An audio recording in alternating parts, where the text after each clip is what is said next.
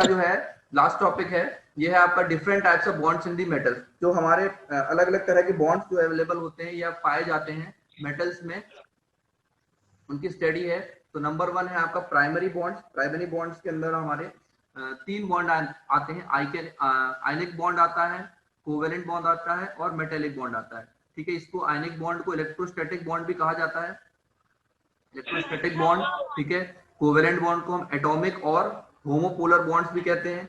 ठीक है, और मेटेलिक बॉन्ड का नाम जो है मेटेलिक बॉन्ड ही है, इसके अलावा इसके में कोई दूसरा नाम नहीं है। सेकेंडरी बॉन्ड जो है, सेकेंडरी बॉन्ड जो होते हैं उनको कहते हैं हम वेंडरवॉल बॉन्ड्स और इंटरमोलिकुलर बॉन्ड। ये दूसरे नंबर का सेकेंडरी बॉन्ड में आपका पहला आता है वेंडरवॉल बॉन्ड्स। वेंडरवॉल आपने बहुत बार सुना होगा, वेंडरवॉल फोर्स आपने सुना होगा। तो ये जो है नाम वहीं से आया। वेंडरवॉल जो साइंटिस्ट था उसने इस चीज की डिराइव किया था, समझाया था, इसको डिफाइन किया था। और नेक्स्ट है आपका हाइड्रोजन बॉन्ड। तो इतने तरह के बेसिकली 2 तरह के बॉन्ड्स होते हैं और इनमें 2 क्लासिफिकेशन है, एक प्राइमरी बॉन्ड्स और दूसरा सेकेंडरी बॉन्ड। इनको हम डिटेल्स में देखेंगे।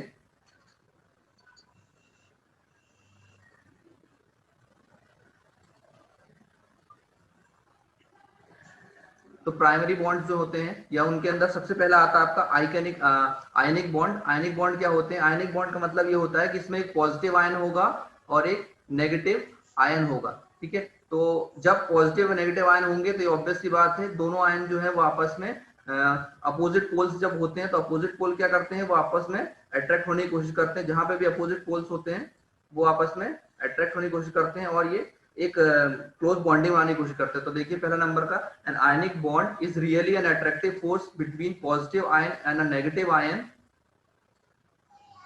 Positive ion and a negative ion when they are brought in close proximity। close proximity का मतलब है हम बिल्कुल उसको क्लोज में लेकर के आते हैं, तब क्या होगा, वो आपस में ज्वाइंट होकर के सिंगल एक यूनिट बनाने की कोशिश करते हैं। इनको कहा जाता है आयनिक bonds.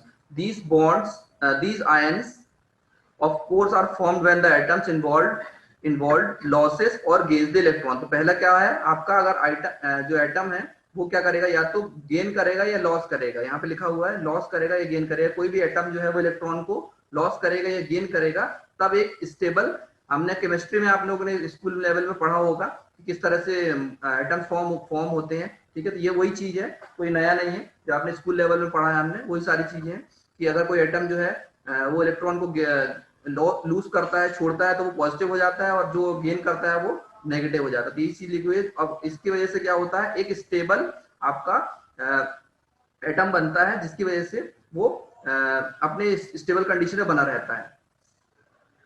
The elements are classified as either electropositive और इलेक्ट्रोनेगेटिव। वही इलेक्ट्रोपॉजिटिव मतलब जो एटम जो है वो क्या करेगा, जैसे जो एटम डोनेट करेगा वो पॉजिटिव हो जाएगा और जो एटम गेन करेगा वो कैसा हो जाएगा, नेगेटिव हो जाएगा। इस तरह से वो नेगेटिव साइन में शो करेगा आपको। इसका एग्जांपल है NaCl जो होता है, सोडियम क्लोराइड। ठीक है, एक बेसिक एग्जांपल है इसका, जिसमें कि आपको समझ में जाएगा कि कैसे वो बनता है। तो ये जो सोडियम होता है, उस सोडियम के अंदर आपका आउटर शेल में एक सिंगल इलेक्ट्रॉन होता है। ठीक है, फ्री इलेक्ट्रॉन होता है। और NaCl जो होता है उसमें सॉरी क्लोराइड में 7 होते हैं। तो ये दोनों जब, तो ये वाला जो है ये क्या करेगा, इलेक्ट्रॉन को डोनेट कर देगा और ये स्टेबल कंडीशन में बन जाएगा। ठीक है, तो sodium has an atom has a free electron at the outermost shell. इसमें एक इलेक्ट्रॉन जो होता है आउटर सेल में फ्री होता है और क्लोरीन में कितने होते हैं, 7 होते हैं। तो जो इलेक्ट्रॉन जो होते हैं वो सिंगल, ऑब्वियस सी बात है 7 जो इलेक्ट्रॉन्स है वो एक की तरफ नहीं आएंगे, एक जो है वो 7 की तरफ चला जाएगा। तो जिसकी वजह से जो आपका NaCl स्टेबल कंपाउंड जो है ये बनकर के आ जाएगा। तो जिसमें NaCl हम, जब आपने देखा होगा कई बार लिखते हैं Na पॉजिटिव लिखते हैं और Cl माइनस लिखते हैं। तो इसका मतलब यही है कि Na ने क्या किया, एक इलेक्ट्रॉन डोनेट कर दिया और Cl ने एक इलेक्ट्रॉन गेन कर लिया, जिसकी वजह से एटम स्टेबल कंडीशन में आ गया। ऑडियो आप लोग बंद करो थोड़ा, किसका चल रहा है। The ionic bonds is a non-directional and pulls equally hard in all the direction because these electrostatic attraction between the oppositely charged ions act as the all direction। इसका मतलब ये है कि जो ions होते हैं कोई किसी एक पर्टिकुलर डायरेक्शन में नहीं होते हैं। ये जो bonds होते हैं इक्वली सारे तरफ होते हैं, क्योंकि क्या होता है जब हम एक कोई एटम बनाने की कोशिश करते हैं, कोई कंपाउंड बनाने की कोशिश करते हैं तो ये जो कंपाउंड है ये क्या करेगा, जब एक डोनेट करने के बाद पॉजिटिव बन जाएगा और एक गेन करने के बाद नेगेटिव बनेगा, तो उसमें जो भी बॉन्ड्स होंगे वो क्या रहेंगे, यूनिडायरेक्शनल, चारों तरफ एक जैसे रहेंगे, ना कि ऐसा होगा कि एक तरफ किसी एक तरफ ज्यादा है या एक तरफ कम है। तो इसका मतलब यही है, जो नॉन डायरेक्शनल का मतलब यही है कि आपका जो एटम जो रहेंगे वो कैसे रहेंगे, चारों तरफ उसमें जो फोर्सेस रहेंगे वो बराबर रहेंगे, किसी तरह से भी वो अनस्टेबल कंडीशन में नहीं रहेगा। ठीक है। आयनिक bonds result in the formation, ionic bond result in the formation of 3 dimensional giant aggregate. Aggregate का मतलब होता है एक कंबाइंड फॉर्म में आना। एग्रीगेट का मतलब होता है कंबाइंड फॉर्म में जनरेट होना। In which all the units are joined by strong ionic bond gives a solid. तो NaCl जो होता है सॉलिड बन जाता है, किसकी वजह से, इलेक्ट्रॉन डोनेट करने की वजह से और एक इलेक्ट्रॉन को गेन करने की वजह से। ये आपका है प्राइमरी बॉन्ड। सबसे पहला इसमें एक बेसिक चीज याद रखने वाली है कि इसमें इलेक्ट्रॉन जो होता है डोनेट होता है। कैसा होता है, डोनेट किया जाता है। एक एटम जो होता है वो इलेक्ट्रॉन को डोनेट कर देता है और दूसरा एटम जो है इलेक्ट्रॉन को एक्सेप्ट कर लेता है। नेक्स्ट देखिए नंबर 2, इसका एग्जांपल देखिए। यहाँ पे देखिए ये डायग्राम बना हुआ है, डायग्राम से आपको समझ में जाएगा कैसे होता है। यहाँ पे देखिए जो सोडियम है इसमें दो, ये आपने पढ़ा होगा केमिस्ट्री में, 288 करके स्टेबल होता है। अगर 288 आपके एटम इलेक्ट्रॉन्स होंगे तो स्टेबल कंडीशन में होता है। लेकिन यहाँ पे देखिए, यहाँ पे कितने, 2 हैं, अंदर वाले सेल में 2 हैं, यहाँ पे इसके बाहर 8 हैं और यहाँ पे 1 है। ठीक है। और इसमें देखिए क्लोरीन में यहाँ पे 2 हैं। ठीक है। इसके आउटर सेल में 8 हैं और यहाँ पे इसके आउटर सेल में 7 हैं। तो अभी स्टेबल करने के लिए हमें क्या करना पड़ेगा, ये जो एक सिंगल इलेक्ट्रॉन है इसको ये क्या करेगा, डोनेट कर देगा यहाँ पे। और जैसे इसको डोनेट करेगा तो ये क्या हो जाएगा, स्टेबल कंडीशन में इस तरह से कंपाउंड बन जाएगा NaCl। यहाँ पे डोनेशन होता है, डोनेट कर देता है और ये स्टेबल कंपाउंड बन जाता है। ये इलेक्ट्रॉन जो है यहाँ से इस आउटर सेल से निकल के इस आउटर सेल में आ जाता है और ये स्टेबल कंपाउंड बन जाता है। ठीक है। बहुत सिंपल है, इसमें कुछ भी नहीं है, कोई से समझाने की खास चीज नहीं है, जो आपको स्कूल लेवल में पढ़े वही सारी चीजें हैं। नेक्स्ट आता है कोवेलेंट बॉन्ड। कोवेलेंट बॉन्डिंग को जो है हम होमोपोलर बॉन्ड भी कहते हैं। It is also known as homopolar bond. Homopolar मतलब एक जैसे आपके, हम क्या करते हैं यहाँ पे शेयरिंग होती है इलेक्ट्रॉन्स की, क्या की जाती है, शेयरिंग की जाती है। एक एटम से दूसरे एटम के बीच में शेयरिंग होती है इलेक्ट्रॉन्स की। क्योंकि हमें स्टेबल बनाना है तो बस स्टेबल बनाने के लिए एक प्रोसेस है, आप या तो डोनेट कर दो या शेयर कर दो। शेयर करेंगे तो वो एक एटम में भी रहेगा, दूसरे एटम में भी रहेगा। और अगर हम डोनेट कर देते हैं तो वो दूसरे एटम के आउटर शेल में चला जाता है। तो covalent bond is also known as homopolar bond. ठीक है। Number 2, in covalent bonding a stable electron configuration is created by sharing the electron between the neighboring atom। तो यहाँ पे सबसे पहले क्या होता है, शेयरिंग होती है। देखिए लिखा हुआ है शेयरिंग ऑफ इलेक्ट्रॉन। तो उसमें क्या था, डोनेशन होता है, यहाँ पे शेयरिंग की जाती है। वो एक फर्स्ट एटम में भी रहेगा और सेकंड एटम में भी इलेक्ट्रॉन को शेयर करेगा वो। The two atoms that are covalently bonded with will share at least one electron from each atom। तो ये जो दो एटम्स होंगे वो क्या करेगा, एक एटम, कम से कम एक एटम को शेयर जरूर करता है, एक से ज्यादा भी हो सकते हैं कई बार। ठीक है। तो एटलीस्ट एक एटम को शेयर करेगा तभी वो क्या कहलाएगा, कोवेलेंट बॉन्ड्स कहलाएंगे। The electrons are shared between the atoms within a 3D structure where the bonds are highly directional। These directionals dictates the atomic packing। इसका मतलब ये है, यहाँ पे जो बॉन्ड्स होंगे ये कैसे होते हैं, डायरेक्शनल होते हैं। डायरेक्शनल मतलब ये इनका एक कोई डायरेक्शन होगा जिस डायरेक्शन में ये क्या करेंगे, डायरेक्शनल, इसका जो नेचर होता है डायरेक्शनल होता है। वो वाला जो एटम्स होते हैं आयनिक बॉन्ड जो होते हैं वो डायरेक्शनल होते हैं, और कोवेलेंट बॉन्ड्स कैसे होते हैं, डायरेक्शनल होते हैं। मतलब कि एक तरफ डायरेक्शनल में रोटेट शो करेंगे तो उसकी वजह से क्या होगा, इसकी एटॉमिक पैकिंग जो है वो जनरेट होगी। इसका एग्जांपल जो है आपका क्लोरीन मॉलिक्यूल है। इसका एग्जांपल क्लोरीन का जो एटम होता है वो इसका एग्जांपल यहाँ पे लिखा नहीं है, Cl जो आपको बनता है वो कैसे बनता है, chlorine molecule. Chlorine molecule is an example of covalent bond. Here the outer shell of the atom possesses 7 electrons and each chlorine atom would be like gain an electron, thus forms a stable octet। This can be done by sharing the 2 electrons between the pair of chlorine atom, thereby producing a stable diatomic molecule in the diatomic molecule, full stop। In the other words, each atom contribute one electron for the sharing। यहाँ पे देखिए ये जो chlorine बनता है Cl2 कैसे बनता है,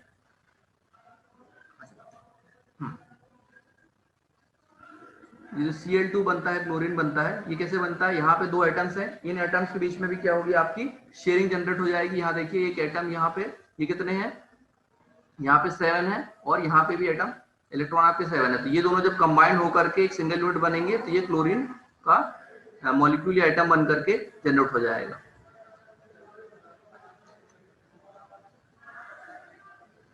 ये वाला जो दिख रहा है ये कंप्लीट बन करके आ गया इन दोनों के कॉम्बिनेशन से, ये इस तरह से क्लोरीन एटम बन जाएगा।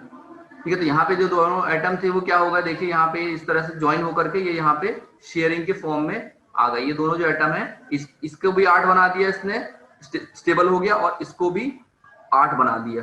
ठीक है, तो 8 एटम्स जो है 8 इलेक्ट्रॉन देने के बाद दोनों स्टेबल हो जाएंगे, ये भी स्टेबल हो जाएगा और वो भी स्टेबल हो जाएगा। तो कंबाइंड फॉर्म में स्टेबिलिटी आ जाएगी, स्टेबिलिटी।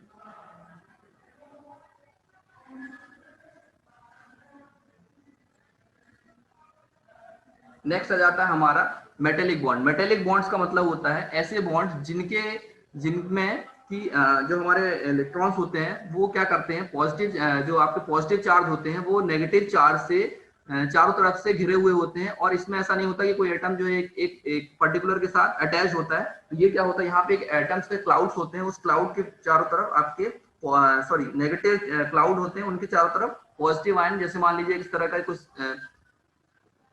पॉइंट है जिसमें कि आपके ये जो है पॉजिटिव आयंस हैं, इस पॉजिटिव आयन के चारों तरफ क्या होंगे, इलेक्ट्रॉन्स जो होंगे मूव करते रहेंगे। यहाँ पे क्लाउड रहता है इलेक्ट्रॉन्स का, इन क्लाउड्स की वजह से सारे जो जितने भी पॉजिटिव चार्ज हैं वो स्टेबल कंडीशन में बने रहते हैं। ये सारे, थोड़ा डायग्राम आज सही नहीं बनेगा इससे, यहाँ पे जितने दिख रहा है ये पॉजिटिव चार्ज हैं, ये नेगेटिव से स्टेबल कंडीशन में बने रहेंगे।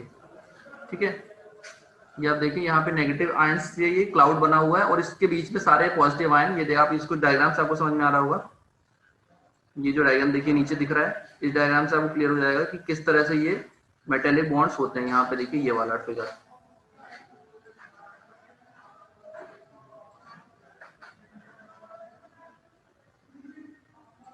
ये दिख रहा है आपको पॉजिटिव चार्ज आयन और ये नेगेटिव चार्ज आयन इलेक्ट्रॉन्स के चारों तरफ से घिरे होते हैं। ठीक है, metallic bond applied in most of the pure metals and alloy. जितने भी मेटल्स और अलॉय होते हैं उनमें, हाँ एक आवाज आती है ना इसलिए बंद। अच्छा नहीं, आपके लिए बोल रहा हूं। हाँ कर दो, साउंड थोड़ा सा आता नहीं clear. Metallic bonds applied to the most, हाँ ये उधर हो, most of the pure metals and alloy. तो जितने भी मेटल्स होते हैं, अलॉय होते हैं, उनमें मेटेलिक बॉन्ड्स पाए जाते हैं। ठीक है, नंबर 2,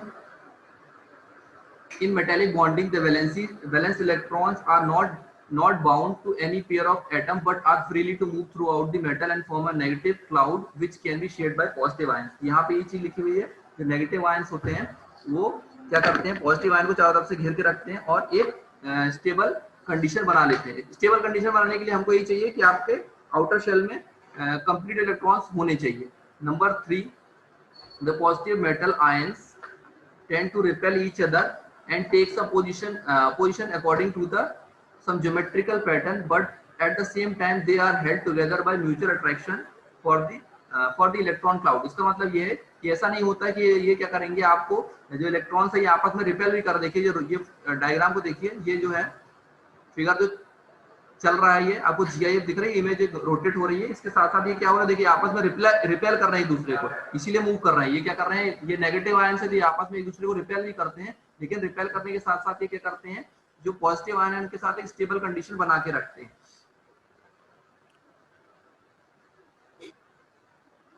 नेक्स्ट देखिए, बोले सर ये जो गैपिंग दिया उसी के लिए दिया है क्या सर? क्या चीज? ये जो बोले गैपिंग दिया हुआ है, हाँ ये गैपिंग उसी के लिए है, क्योंकि ये रिपेल होगा तो, हाँ ये रिपेल होगा तो ये क्या करेंगे, आपस में यहाँ वहाँ मूव करते रहेंगे कंटिन्यूस, क्योंकि नेगेटिव आयन है तो ये आपस में ऑब्वियसली बात है, प्लस होगा तो प्लस को रिपेल करेगा, माइनस होगा तो माइनस को रिपेल करेगा। लेकिन जो माइनस से रिपेल हो रहा है, रिपेल होने के साथ साथ वो क्या करता है, पॉजिटिव के साथ स्टेबल कंडीशन बना के रखता है।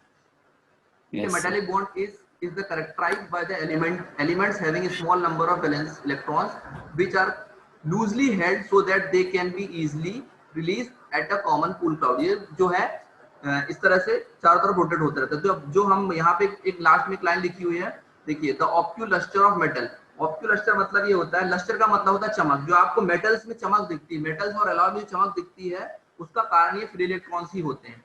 ठीक है, the metallic bond is a non, the metallic bond is a non specific non directional acting equally strong in all direction. This leads to the highly coordinated close pack structure according for the unique plastic properties of metal and thereby ability to form alloy. इसका मतलब ये है कि जो atomic bonds होते हैं, जितने भी एटॉमिक बॉन्ड्स होते हैं, इनमें क्या होता है, ये नॉन स्पेसिफिक और नॉन, इनका कोई डायरेक्शन नहीं होता। जितने भी मेटल्स आपने देखा होगा कि उन मेटल्स को हम क्या कर सकते हैं,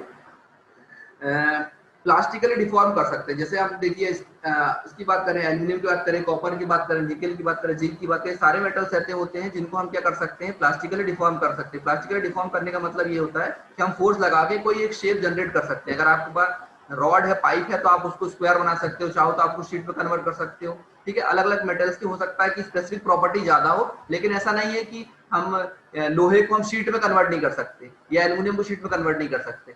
हाँ, ये हो सकता है स्पेसिफिकली कि आपका कॉपर जो है वो डक्टिलिटी में प्रॉपर्टी ज्यादा अच्छी देता है, दूसरा हो सकता है आयरन ना देता हो ना, लेकिन स्पेसिफिकली सारी प्रॉपर्टीज एक मेटल्स के अंदर होती है। तो ये जो यूनिक प्रॉपर्टी है कौन सी, प्लास्टिक डिफॉर्मेशन की, प्लास्टिक डिफॉर्मेशन की प्रॉपर्टी कहाँ से आती है, इन्हीं फ्री इलेक्ट्रॉन्स की वजह से आती है। क्योंकि ये क्या करते हैं, स्ट्रॉन्ग तो होते ही हैं। देखिए आप जो एटम्स, जो मेटल्स होते हैं और जो एलॉयज होते हैं, ये स्ट्रॉन्ग तो होते हैं, लेकिन इन्हीं के साथ साथ ये प्लास्टिक प्रॉपर्टी जो आती है, ये यूनिक प्लास्टिक प्रॉपर्टी यहाँ जो लिखा देखिए, unique plastic properties of the metal and their ability to form alloy. मतलब कि ये जो फ्री इलेक्ट्रॉन्स है, क्लाउड है इलेक्ट्रॉन्स का, ये क्या करते हैं, हेल्प करते हैं हमारा किसके लिए, प्लास्टिक डिफॉर्मेशन के लिए।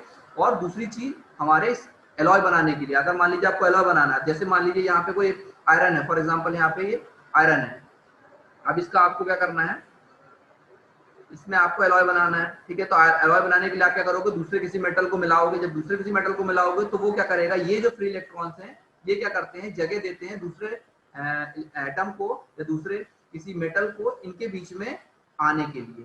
ठीक है, तो दो प्रॉपर्टीज है मेटेलिक बॉन्ड्स की, क्या है, एक प्रॉपर्टी ये है कि ये प्लास्टिक डिफॉर्मेशन के लिए, प्लास्टिक प्रॉपर्टीज के लिए काउंट करता है, और दूसरा ये क्या करता है, एलॉय बनाने में ज्यादा हेल्प करता है। ठीक है, और जो यहाँ पे लिखा हुआ लास्ट पॉइंट, ऑप्यूलस्टर का मतलब ये है, लस्टर मतलब चमक, ये जो लिखा हुआ यहाँ पे लस्टर का मतलब होता है जो शाइन होती है, मेटल्स में देखा होगा आपने शाइन रहती है, वो जो शाइन जो होती है वो फ्री इलेक्ट्रॉन्स की वजह से ही आपके जो एटम होते हैं, सॉरी जो मॉलिक्यूल्स होते हैं, उनमें शाइन दिखती है।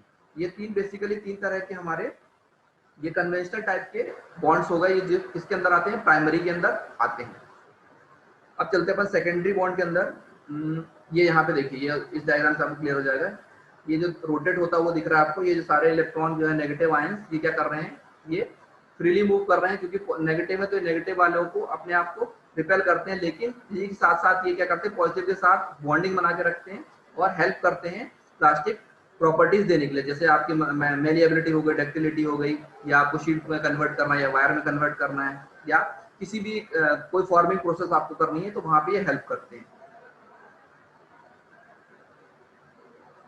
ठीक है, अब नेक्स्ट चलते हैं हम सेकेंडरी बॉन्ड। तो सेकेंडरी बॉन्ड जो होते हैं, ये सेकेंडरी बॉन्ड कैसे होते हैं, ये वीक बॉन्ड होते हैं। जो हमारे प्राइमरी बॉन्ड्स थे वो कैसे बॉन्ड थे, स्ट्रॉन्ग बॉन्ड थे। और सेकेंडरी बॉन्ड जो होते हैं वो कैसे, secondary bonds are weak in comparison to the primary bond. ये बॉन्ड्स जो होते हैं ये प्राइमरी बॉन्ड से वीक होते हैं as compare to primary bond. The intermolecular or van der Waals forces are weak forces that accounts for mutual interaction between the molecules and the atom। यहाँ पे जो फोर्सेस होते हैं उनको क्या कहा जाता है, आपने वैन डर वाल का नाम बार बार सुना होगा, वैन डर वाल इफेक्ट या वैन डर वाल फोर्स होते हैं। ये कैसे होते हैं, वीक फोर्स होते हैं मॉलिक्यूल्स और एटम के बीच में, इंटर मॉलिक्यूल या इंटर एटम के बीच में ये वीक फोर्सेस होते हैं जो क्या करते हैं, एक बॉन्ड बनाने की कोशिश करते हैं। इनको कहा जाता है सेकेंडरी बॉन्ड्स।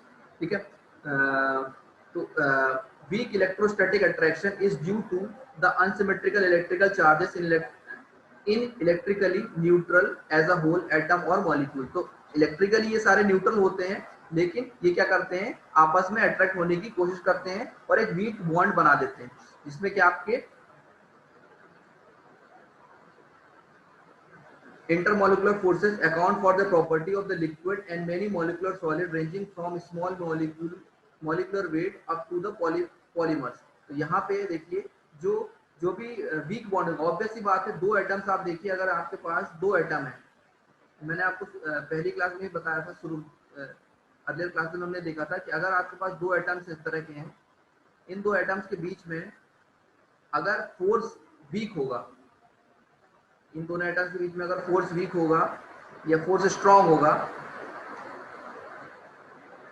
यहाँ पे अगर फोर्स स्ट्रांग होगा इनके बीच में, तो क्या होगा, इनको ब्रेक करना मुश्किल होगा। जितना आपको ब्रेक करना मुश्किल होगा, इसका मतलब वो सॉलिड कंडीशन में। जब हमने वो, मैंने आपको सॉलिडिफिकेशन वाला चार्ट पढ़ा था, हमने ग्राफ पढ़ा था, उसमें आपने देखा था कि यही कंडीशन आती है जब आप दो एटम्स के बीच में, दो मॉलिक्यूल्स के बीच में अगर फोर्स अट्रैक्शन ज्यादा होगा तो वो सॉलिड की तरफ जाएगा, और फोर्स ऑफ अट्रैक्शन कम होगा तो वो लिक्विड की तरफ आ जाएगा। तो जो भी जिनमें भी लिक्विड प्रॉपर्टीज होती है वो इसी की वजह से आती है। किसकी वजह से आती है? Weak van der Waals forces की वजह से जनरेट होती है। इसमें दो तरह के सेकेंडरी बॉन्ड्स होते हैं, एक वैन डेर वाल्स बॉन्ड होता है, दूसरा होता है हाइड्रोजन बॉन्ड। नंबर 1 देखिए, वैन डेर वाल्स जो बॉन्डिंग है वो यहाँ पर दी हुई है। वैन डेर वाल्स बॉन्डिंग में क्या होता है, ये देखिए, इसमें पॉजिटिव भी होते हैं, नेगेटिव भी होते हैं, और क्या करता है, ये डायरेक्शन बनाता है। इसमें क्या होता है, ये जो नाइट्रोजन आप देख रहे हैं यहाँ पे लिखा हुआ एग्जाम्पल नाइट्रोजन का, तो नाइट्रोजन एटम बनता है। नाइट्रोजन एटम कैसे बनता है, नाइट्रोजन का मॉलिक्यूल कैसे बनता है, इसमें पॉजिटिव भी होता है, नेगेटिव भी होता है, लेकिन ये क्या करता है, डायरेक्शन बना लेता है। मान लीजिए एक कंडीशन में नेगेटिव और पॉजिटिव ऐसे हैं, यहाँ पे भी नेगेटिव पॉजिटिव ऐसे हैं तो नाइट्रोजन के अंदर, लेकिन होगा क्या, जैसे ये आपस में पास में आएंगे तब ये क्या करेगा, ये अपनी जगह स्विच कर लेगा। सॉरी, ये पॉजिटिव है और ये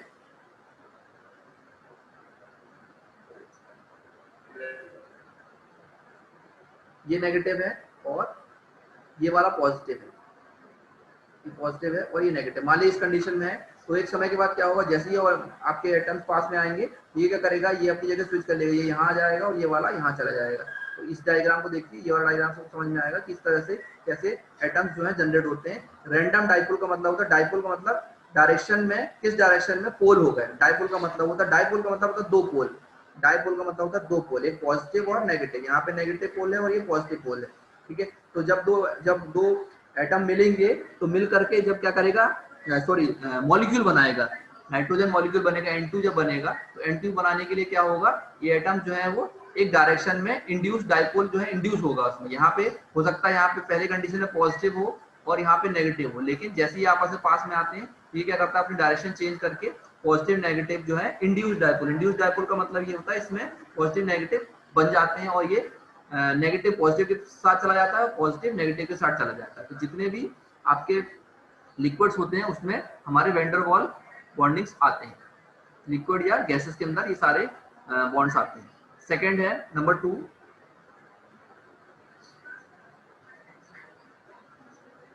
सेकेंडरी बॉन्ड। तो सेकेंडरी बॉन्ड जो होते हैं उनके अंदर आता है number 2 hydrogen bonding. Hydrogen bonding में क्या होता है कि हाइड्रोजन जो है वो किसी एटम के साथ कंबाइन हो जाता है, उनको कहा जाता है हाइड्रोजन बॉन्डिंग। तो इस डायग्राम से आपको समझ में आ रहा होगा कि हाइड्रोजन जो है, हाइड्रोजन फ्लोराइड जब बनता है, हाइड्रोजन फ्लोराइड जब जनरेट होता है, HF जब जनरेट होता है, तो वो क्या होता है, हाइड्रोजन फ्लोराइड के साथ मिलकर के स्टेबल कंडीशन बनाने की कोशिश करता है। तो देखिए हाइड्रोजन फ्लोराइड इस तरह से जनरेट होता है।